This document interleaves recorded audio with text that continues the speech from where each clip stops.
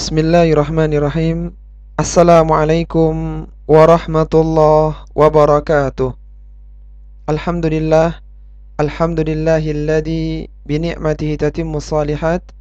Asyhadu an la ilaha illallah wahdahu la syarikalah wa asyhadu anna Muhammadan abduhu wa rasuluhu amma ba'du. Para mahasiswa dimanapun kalian semua berada, semoga senantiasa dijaga oleh Allah Subhanahu wa taala. Alhamdulillah, kita telah sampai di penghujung perkuliahan kewarganegaraan. Di kuliah yang terakhir ini, kita akan membahas tentang masyarakat madani, civil society. Apa saja konsep dari masyarakat madani, apa tolok ukur, parameter dari masyarakat madani, serta bagaimana tahapan dalam mewujudkan masyarakat madani. Itu poin-poin yang akan kita bahas pada kesempatan kali ini.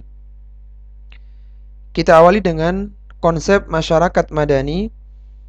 Masyarakat madani menyesuaikan dengan konsep masyarakat Madinah pada zaman Nabi Shallallahu Alaihi Wasallam yang tertuang dalam Piagam Madinah. Ada 10 prinsipnya. Yang pertama adalah kebebasan beragama. Yang kedua adalah persaudaraan seagama. Yang ketiga, persatuan dalam meraih cita-cita bersama. Yang keempat, saling membantu. Yang kelima, persamaan hak dan kewajiban warga negara. Yang keenam, persamaan di hadapan hukum bagi setiap warga negara. Ketujuh, penegakan hukum demi tegaknya keadilan dan kebenaran. Kedelapan, berlakunya hukum adat berpedoman pada adil dan benar. Yang kesembilan adalah perdamaian dan kedamaian. Dan yang kesepuluh, pengakuan hak atas setiap individu. Ini 10 prinsip masyarakat madani yang diadopsi dari konsep masyarakat Madinah pada zaman Nabi Shallallahu Alaihi Wasallam. Ada parameter masyarakat madani, yaitu tolok ukur masyarakat dikatakan masyarakat madani. Yang pertama adalah masyarakat yang terbuka, yang bisa mengakses informasi, mengakses dunia luar berhubungan dengan orang-orang yang di luar negaranya. Yang kedua adalah masyarakat yang bebas dari tekanan negara, bukan masyarakat yang berada di dalam ketakutan, berada dalam tekanan, tapi mereka bebas dari tekanan negara, bebas melakukan aktivitas, diberikan kesempatan untuk menyampaikan aspirasi dan pesan mereka kepada negara. Yang ketiga adalah masyarakat yang kritis dan berpartisipasi aktif.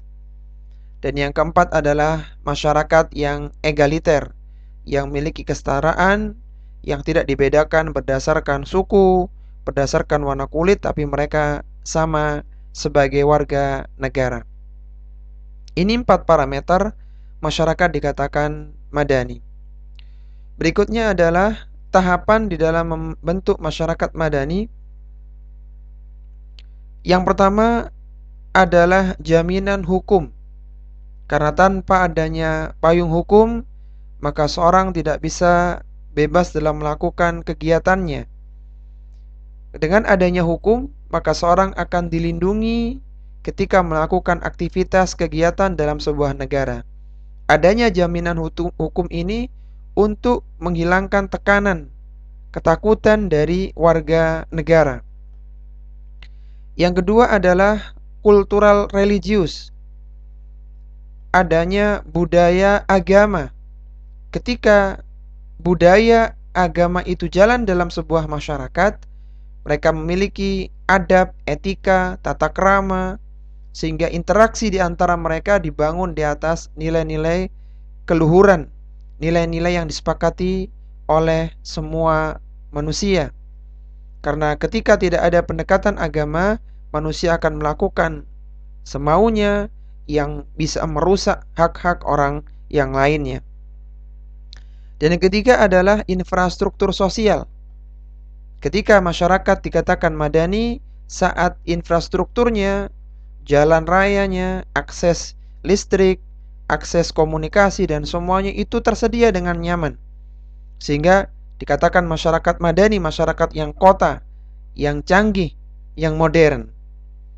Ketika ada jaminan hukum, ada kultural religius, budaya agama dan infrastruktur sosial yang cukup, maka barulah terbentuk masyarakat yang madani. Masyarakat yang bebas dari rasa ketakutan karena ada hukum yang melindungi mereka. Masyarakat yang berinteraksi di atas nilai-nilai kesantunan yang luhur karena adanya kultural religius. Masyarakat yang nyaman hidupnya karena infrastruktur sosial yang tertata sedemikian rupa. Maka itulah yang dikatakan sebagai masyarakat yang madani. Sekarang kita coba melihat dalam perspektif Islam dari kultural religius, dari budaya agama. Untuk membentuk budaya agama, maka seorang muslim perlu mendakwahkan agamanya dengan berbagai kemampuan yang dimilikinya. Allah Subhanahu wa taala berfirman dalam Al-Qur'an, "Wa man ahsanu qawlan mimman da'a ila Allahi wa 'amila salihan wa qala innani minal muslimin."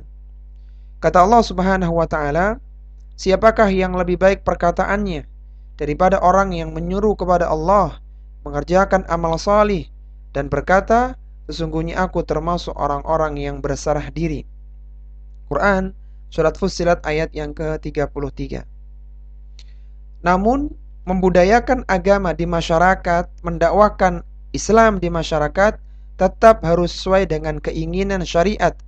Jangan sampai membenarkan sesuatu yang salah dan menyalahkan sesuatu yang benar di dalam agama.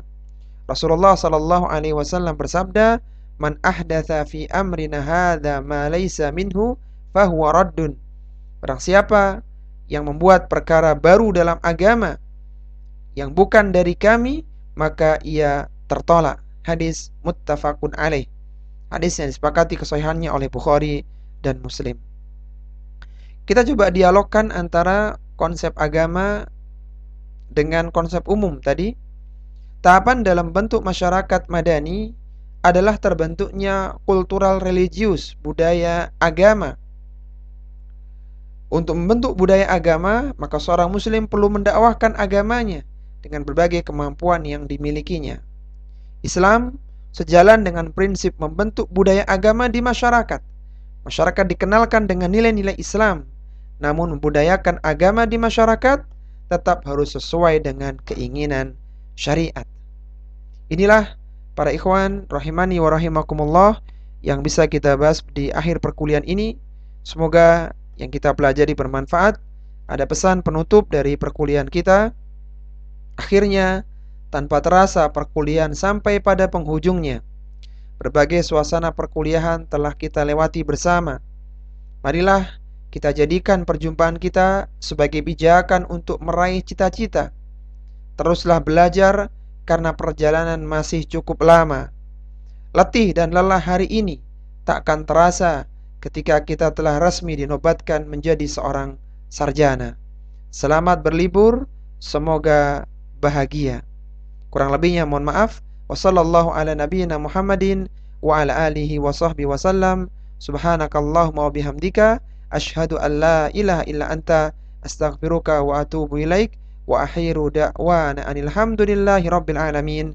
Wassalamu alaikum warahmatullahi wabarakatuh.